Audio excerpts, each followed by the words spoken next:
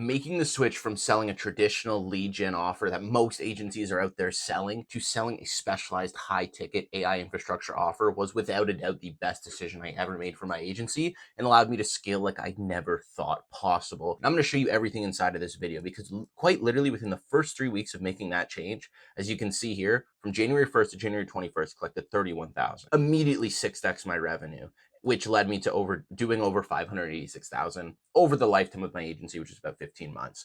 And now, look, this took me months to learn. I'm condensing all of this down into about a 30 to 40-minute video so you know exactly what I did so that you can implement it right away and start making this kind of money. So let's get right into it. Phase one here is laying the foundation. We need to create a high ticket offer because you don't want to be selling a 1 to 2K a month retainer. That's just not ideal because you're going to have to continue chasing clients to build up that monthly recurring revenue, and they're going to continue to churn. It's not sticky. And by sticky, I mean keeping clients around. If you have an offer that's sticky, like a CRM, for example, where everything's integrated into it, it's very difficult for the client to leave because they have so much built into that.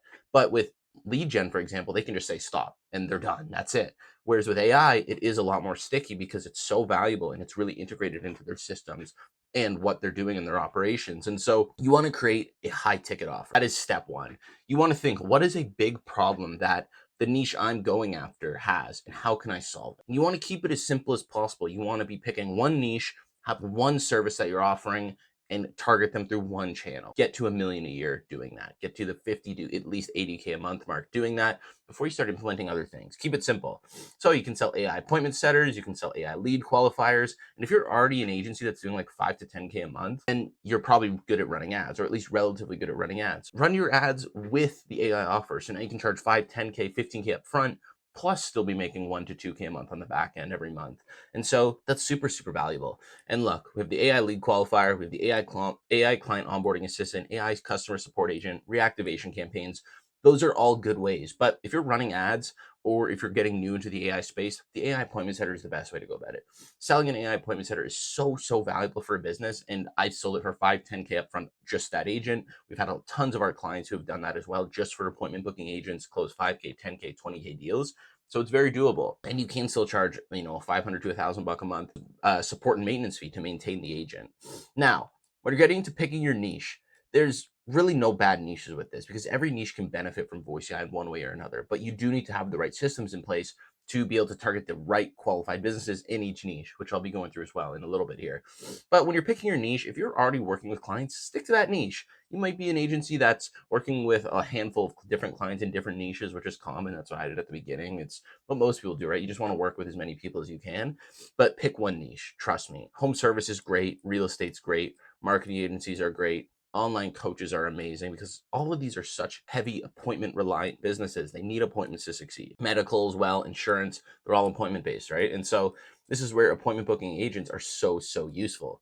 And selling these to businesses is just enough for them to be willing to pay 5 to 10K upfront because you're automating so much and saving them so much time and creating so much value. When it comes to the company's size of the business you're actually pitching to, you want to make sure they're making enough money, right? Because you're not going to go to businesses making 2K a month or 5K a month and get them to pay 5 to 10K upfront. You're just not. It's all their money. That's all their revenue. They're not even their profit. So they're not going to be able to pay it, which is why you want to make sure you have the right qualifications in place to get the right size businesses, aka qualified prospects, onto your calendar. And so the amount of employees they have, how many leads they're generating per day, revenue, their profit, these are types of things that you can either ask on their calendar booking, or you can have a qualification process throughout the funnel where you're asking them a question like this and only letting the people who meet your qualification pass through, filtering out the people who don't, and making sure that they are meeting these qualifications also on the confirmation call, which I'll explain a little bit later. If you're not familiar with that, you can ask them some of these questions so you can get a good idea of if they actually are a qualified prospect or not. Pain points. When it comes to the niche pain points, you need to be selling a service that solves one of these pain points. Prospects pay to solve their pain, right? And so you're able to charge more based on how great the pain is that you alleviate.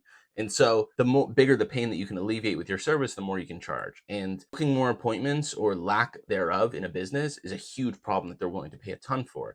And so having good speed to lead, missed calls, these are all problems that businesses face that the AI can solve. Slow sales process, bad lead follow-up system. All of those are huge, right? Because let's say home service, for example. Throughout all of this, I'm just going to use roofers as an example. So let's say you're a roofing business, most home service companies, those guys are on the job unless they're massive, where the guy will be in the office. The owners are usually they're in the field, they're doing the job, so they can't answer calls, they can't book more appointments. So that's why home services, I think it's an amazing niche to go after. Any of them, roofers, plumbers, electricians, home renovation, all of them, because they're so heavily appointment booking based. They're not very tech people, right? They're usually blue collar guys who just want to do the job, and having AI inside of there is super, super useful. Now, when it gets to the pricing framework, again, this does depend on a few things: the value that you're providing to the business, the level of the problem being solved, and how much it's going to make them or save them. So when you come to this point here, you're always going to want to make as much up front, right? But also have the highest lifetime value as possible, which just means how much money you're getting out of the prospect, right? If a prospect pays you $1,000 a month for a year and then they leave, that's a lifetime value of $12,000, right? And so the best way to go about it is an upfront payment and a monthly retainer. That's the sweet spot. You can also do things like revenue share per appointment. I don't love those models personally. I like a nice upfront payment of 5 to 10K. And then whatever I charge up front, I usually do 10% of that for a monthly retainer if I'm just selling AI. But if you're running ads and stuff as well, whatever your ad cost is, if you're charging $1,000 or $1,500 a month for ads, just throw that on top of it. Maybe you do 10K up front and then 2K a month for ads and maintenance and all this sort of stuff. And that's a very, very appealing offer to businesses. And so, because if they were to hire somebody to do that, it would be probably 5K a month, right, for salary. But they can pay you 5 or 10K up front one time and like $1,000 a month. That's a no-brainer for them. And that's why this is such an appealing offer. But that's how you create a high ticket offer. You need to be solving a high ticket pain problem. You need to be solving a huge problem in a business. You can't go to a business and be like, hey, I'll run your SEO for 10K, because they're going to be like, man, get the fuck out of here. What do you mean? SEO is not a big enough problem for them. Ranking a bit higher on Google is a problem to where maybe they pay a couple $100 a month. They're not going to pay 10 grand to rank at the top of Google with SEO. They're just not. But if you can double their booked appointments, they will pay you 10, maybe, even 20, 30K, depending on the size of the business. Now we have a high ticket offer. Phase 2 is crafting the assets and the core offer itself. Now, the reason I say the core offer is, what is the offer actually going to be? Because there are more components to the offer than just what we talked about so far, right? Than just, hey, I'm going to build you an appointment booking agent. Yeah, that's a cool offer. That's appealing, but it's not like turn your head, break your neck to see what that person's selling, right? Whereas if you sell something like what I'm going to show here, with bonuses, risk reversal, a guarantee, those types of things, those make it so much more appealing. Because what's more appealing? Roofing agents, here's a booking agent for your business, an AI booking agent. Or roofing businesses struggling to keep up with all their lead flow. I will build you an AI appointment agent that doubles your booked appointments, and I'll completely do it done for you. And if you don't double your appointments in 60 days, I'll give you a full refund. That's an offer. That's an appealing offer. Like Hormozy says, that's an offer that people will feel stupid saying no to, because it's like, there's no risk, right? They get a refund if it doesn't double their appointments. That's super good. Of course, you have to be confident in what you're doing to do an offer like that, but it's not difficult to get them great results with an AI.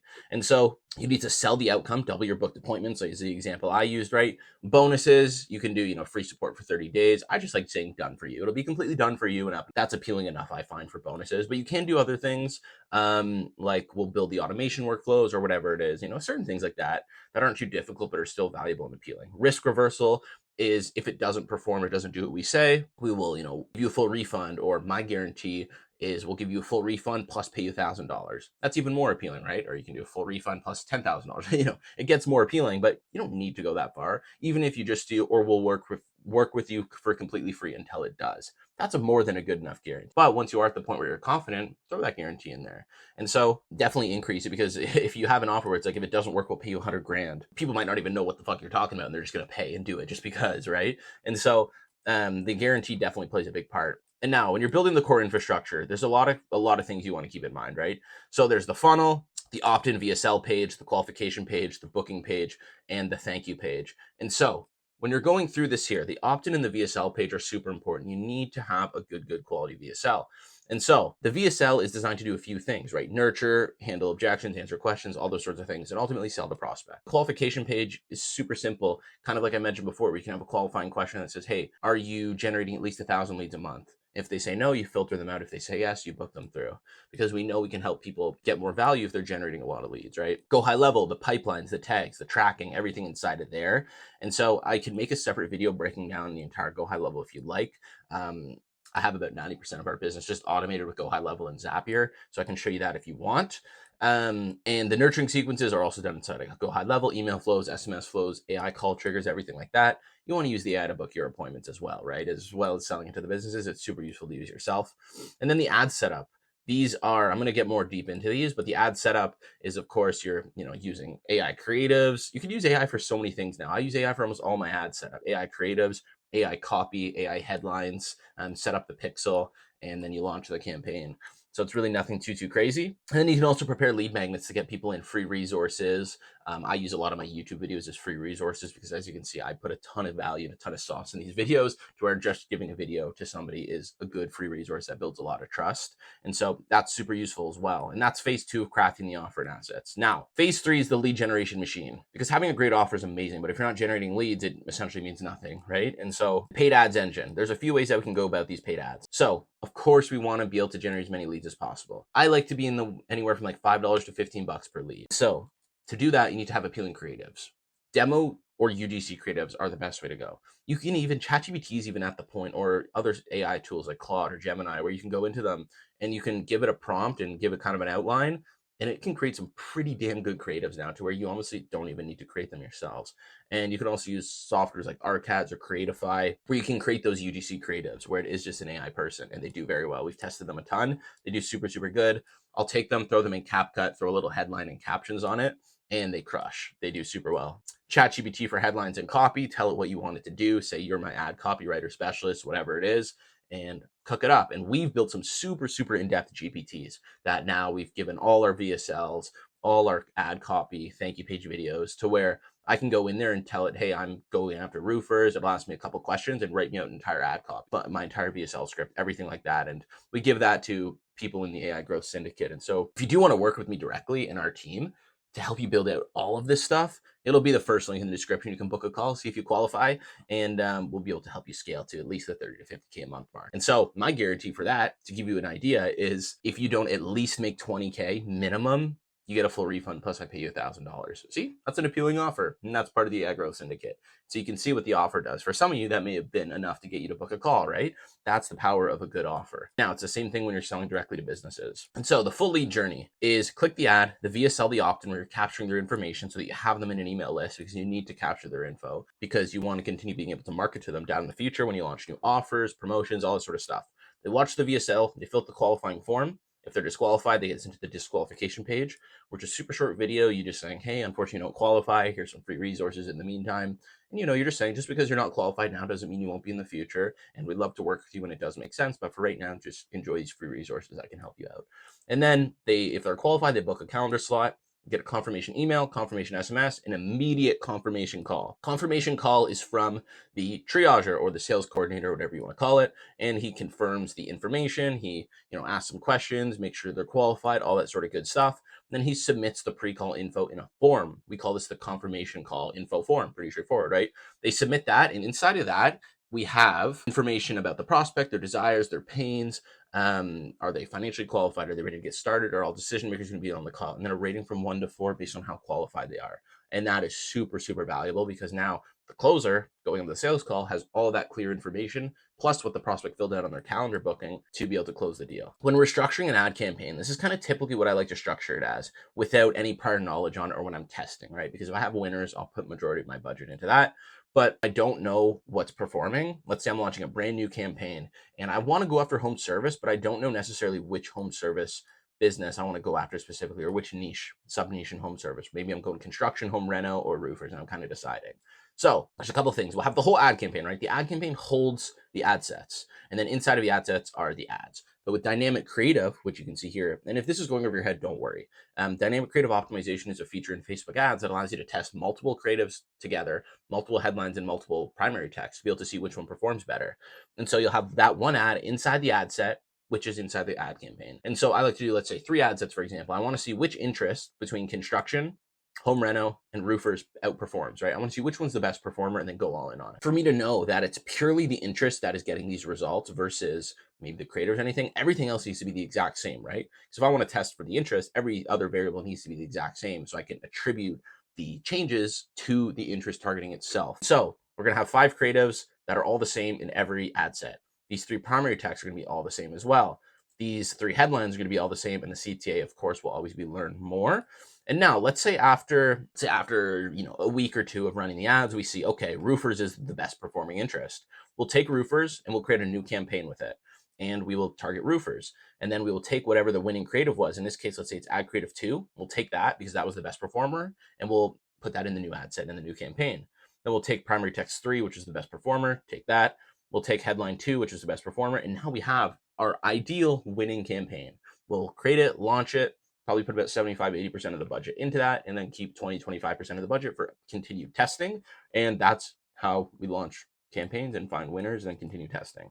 So that's how you want to approach that. Now, when it comes to lead generation, there's a few ways, right? There's the inbound and the outbound. Inbound, you have paid ads, you have organic content. These are so powerful. Paid ads is amazing because it's predictable and you can forecast it, right? If I spend X amount, I'm getting Y result. And if I double the amount I'm spending, I'll double the output. It's very straightforward, but you do have to be good at ads. Content is also amazing. Like this YouTube video will generate me leads. In the beginning, it doesn't because you have no audience. Once you start to build a little bit of an audience, you'll start to get lead flow. You want to make sure your content is targeted to your ICP, and which is your ideal client profile, and it's appealing to the people you ideally want to work with. And then they will book calls, they'll be interested, they'll reach out to you, but it doesn't happen immediately. Organic content is a slow burner, but it is more than worth it. Outbound is manual DMs, cold email, and AI calls. And actually, when you're coming to organic content, there's a few different types you want to post. One is value content. Like this video would be considered value content because I'm just giving away sauce, right? I'm just giving you information that can help you.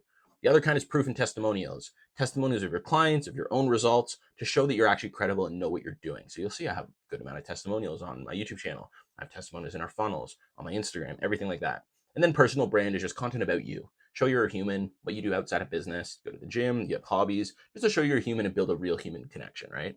And so those are super important. Those are the 3 types. Then outbound, you have manual DMs, cold emails, AI calls. Outbound, these are cold outreach. It sucks. Cold outreach sucks. It does work though, but it's a high volume game. You just send as many as you can, and that's who will close deals. Nurturing and retargeting. So let's say you have a lead list already. Maybe you built up a lead list over time. And this is what we do when we work with people. Most agencies that have a lead list, even if it's small, they have a lead list. And so we like to do what we call is quick cash collection wins. And so as soon as we work with somebody, we want them to get the quickest ROI possible, right? Especially when we're working with agency owners in the 5 to 10K a month mark, and they work with us, they pay us to work with them. We want to get them an ROI as soon as possible. So we have strategies like this to get them quick wins, doing email blasts, retargeting ads, even AI calls to their leads, all these types of things to get quick client wins coming through so that they can collect cash, ideally in the first week, so that they're already happy. They made an ROI on their investment and they're ready to go and keep scaling. And these are those strategies. Email blast, content, story strategies, all those types of things are so powerful and very good at getting relatively easy wins. And you can honestly do those, like I would do them monthly, to be honest. Now, number 4 is the closing and fulfillment. Because now that we can generate leads, we have an offer and we know who to target. It's all about closing now. You're getting booked appointments and now you need to close them. And so the number one way to go is you want to always push for a 1-call close. It's not going to happen every time. Like you might close people on a follow-up call. You might close them over email or DM afterwards. That does happen. We've closed tons of people over DM, over, email after the calls. It does happen, but ideally in a perfect world, you speak to them for 45 minutes, an hour, and then close, right? Payment agreement, they're good. When you get on the call, you show up with a full triager report, which is submitted by the triager, right? The confirmation call, all the info about the prospect, rating 1 to 4. You hop on, you position yourself as the authority. You need to speak confidently. You need to just immediately show them that you know what you're doing. And that comes from how you show up to the call. Don't show up in your car. Don't show up, wearing bummy clothes. Don't show up with a hat on and all this type of stuff. For most people, right? If you're super credible, for example, like for Alex Ramosi, right? He can show up in a wife beater and his hat because he's made it already, right? But for the average person, you want to show up presentable, you want to show up looking good, and you want to speak with confidence. You want to build rapport right off the bat, 1 to 2 minutes. Hey, how's it going? Where are you from? Oh, I'm from, Utah. Oh, Utah. I've never been there before. I've heard it's cool. You born and raised there? Yeah. Okay, cool. And then you get right into it. Simple. Build a little rapport. If I see something in the background that aligns with something I'm interested in, I'll bring it up. Be natural, be human. Discovery is the first portion of the call. And that's where you're going to be learning everything about the prospect. Why did they book the call? What made them want to get on here? Why are they interested in AI now? What problem are they looking to have it solve? How long has this problem been an issue? Why didn't they take action on the problem when it first showed up? What made them get to the point where they're taking action on it now? How is that problem affecting their business? How is that problem affecting their personal life? What's their life going to look like if they do solve this problem? What's their life going to look like outside of the business and in the business when this problem's solved? what's their end goal with implementing the AI, and then you're ultimately just bridging the gap between their dream, their pain, and showing them that your solution is the way to get there, which you do in the pitch, where you show them, okay, this is what our offer does, XYZ, this is how we do it, this is what the process looks like, you're setting the expectations, and this is how we can help you go from your pain right now, solve that, and get you to your desired outcome. And then you're handling objections, whatever those objections are, you're handling them, you're dealing with them, you are showing them that their objections are valid, you are trying to understand if it's a smoke screen, what their objection is, and then you're handling it depending on what the case is. Then you're closing the deal, you're collecting the payment, submitting the sales report form. So the sales report form is similar to the confirmation call form. The confirmation call form is designed to hand the lead off from the triager to the closer. Now, the sales report form is after you close a deal, and that's handing the client off from the closer to the CSM, the client success manager, or whoever is going to be in charge of onboarding and fulfillment. We get into the fulfillment options. How are we going to go about fulfillment here? I'll show you what our entire fulfillment process looks like, because having a good fulfillment process that you don't need to be involved in is an absolute necessity. In the beginning, you might be involved in it, but this is one of the main things we help set all our clients up with is a fulfillment and onboarding process they don't need to be involved in. Because when we close clients, I will see the payment come through, and then our engineer will take care of the client, they'll onboard them, they'll do the build for them, and then I just know when the build is done. That's it. And that's the way it should be. You should be removed from your fulfillment process. So there's a few ways you can go about it. One is do it yourself. You can build it yourself. You can learn how to do it. It's not the best. It's not scalable, right? If you have multiple builds or complex ones, if you're not a tech person, it is going to be difficult. Outsourcing is huge. Outsourcing is the way that you remove it from yourself, whether it's Fiverr, Upwork.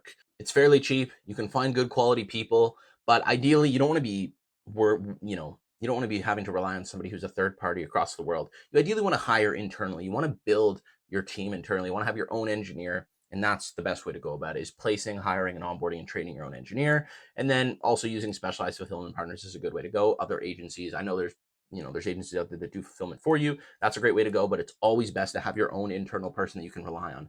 You can be closing deals for 5 to 10K up front, and you can pay this guy $250 to $500 per build, and they'll do it gladly because it's still a good amount of money. And then you have high profit margins on that deal.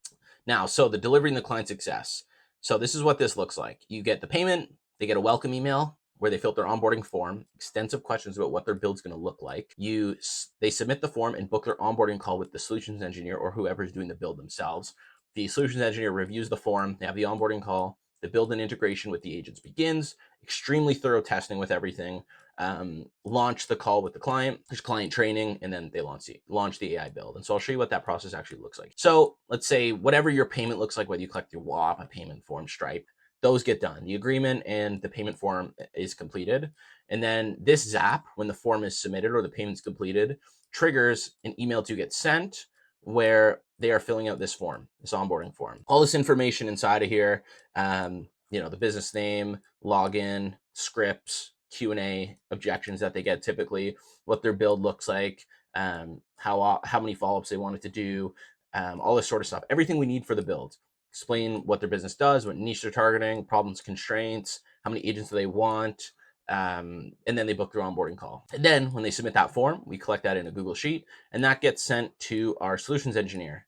And then the solutions engineer hops on call with the client, builds out the entire agent, all the follow-up sequences, the triggers, the webhooks, whatever it is, then has a final call with the client, hops on with them, make sure they approve of it, shows them how to use it, launches it. You have a happy client, smooth onboarding process. You get a ton of referrals and endless. And so you need to have a good onboarding process. It is super, super important to have a good and smooth fulfillment process, because if you don't, your clients aren't going to enjoy working with you no matter what. Even if your service is great, if your onboarding sucks, that's the first interpretation that they're getting of your business. And so that's the first impression. You need to make sure it's good, or you're honestly screwed. You need to have a good fulfillment process. Now, phase 5 is scaling and building the machine. So typically, let's say you're at, maybe the 15K a month mark.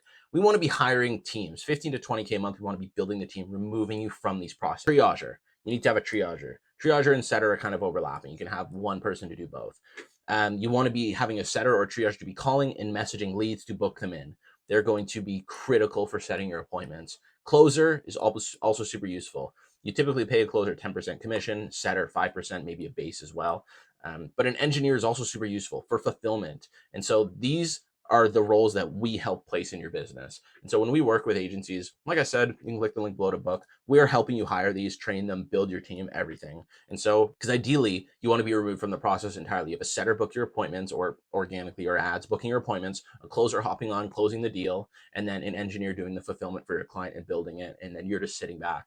And so let's say they pay 10K, 5% would go to the setter, 10% would go to the closer. That's 15% gone. So now you're left with 8.5K profit. Then let's say maybe you pay your engineer $500 for the bill. So you profit 8K, 2K goes to your team, and you didn't have to do a single thing. That's the beautiful part of having a business that's self-sustained. And potentially have a client success manager as well. Automating the operations. Automating the onboarding process is massive. And so you need to have SOPs, you need to have trainings, you need to have ways for somebody to get onboarded. You give them a document that has everything they need, or a Notion or whatever it is that shows them everything inside of the business, what they're going to need to do, what the role is going to look like, all that sort of stuff, so that they know exactly what their process is going to look like, and they can learn quickly without you needing to spend your time every single time training new people, spending all your hours onboarding them. That's why having good SOPs and trainings are super important. Set up the internal pipeline so you know what the process looks like for a lead. These are just very basic, right? There's so many things in terms of the automations, and systems and operations are my specialty, to where I automated almost my entire business. It's very, very important having these systems using Zapier, AI, all these types of tools that you can use to automate so much of your processes. And it's a lot more simple than a lot of people think. Now, another thing you need to do when you're scaling is scaling paid traffic. Scaling paid traffic, organic is great. Your views will increase as you start to optimize your content and improve. But paid traffic, you will increase your ad spend. Spend more on winning ads. If you double your ad spend, you will essentially double your leads almost every time. And split test funnels, add YouTube ads, branch into Google ads, all these sorts of things. I don't recommend branching into other ads until you're at least, the 80K month mark, 70, 80K month. There's no point, because you can scale to that $1 million year mark with one channel. Now, this is big here. Increasing monthly recurring revenue and LTV. Upsells, upsells, upsells, upsells. The best way to get more revenue are from people who are already paying you. Your active clients. You do well for them and they're happy and they're satisfied with the work you've done. Upsell them. If you have an appointment booking agent, upsell them on a lead follow-up agent for 5K one time or 3K one time, then an extra 500 a month, whatever it is. More agents, more automations, more marketing integrations. Charge a monthly maintenance package. If you're, people might not think it's a lot, maybe only $500 a month, but if you charge 10K up front and then 500 a month, they're paying 500 a month for a year. That's an extra $6,000 in your pocket. That's a huge increase in LTV, for each client. So that's massive. Have a referral program. If businesses refer other businesses to you, give them like a 10 or 15% cut of the deal, give them a percentage of it. That's super incentivizing, or a free agent or whatever it is, right? Cross sells. This is one thing I completely underlooked, because if a client asked me, hey, can you do something that's a little, maybe if it was a little outside of the scope of what we usually do, I'd usually say, no, it's not part of what we do. Just sell them on it. Cross sells are huge. We made a good amount off cross sells to where client will ask us, hey, can you guys do this for us? We'll be like, yeah, it'll be this much if you want to do it. They'll be like, okay, let's do it. That's huge. Immediate increase in LTV, right? And so that's absolutely massive, and just do that stuff for them. And so this is a quick overview of everything that I've used to scale my agency. And this is a quick overview as well of everything that we implement into the agencies that we work with. And yeah, guys, I just launched a new program called the AI Growth Syndicate, where I'm working very closely with everybody inside of it. And like I said, there's no pressure, but if you want to check it out, book a call down below, and I'll actually be speaking to you directly to see if you'd be a good fit and see if I can help you. Ideally, you're be in the 5 to 10K a month mark at least. That's the best spot, to where I have no doubt I can scale you to the 30 to 50. So if that's something you're interested in, click the link below and I'll talk to you soon. But yeah, that's the video here. This is the systems I implemented to go from 5K a month in my SMMA to ultimately 50 to 80K months in my agency.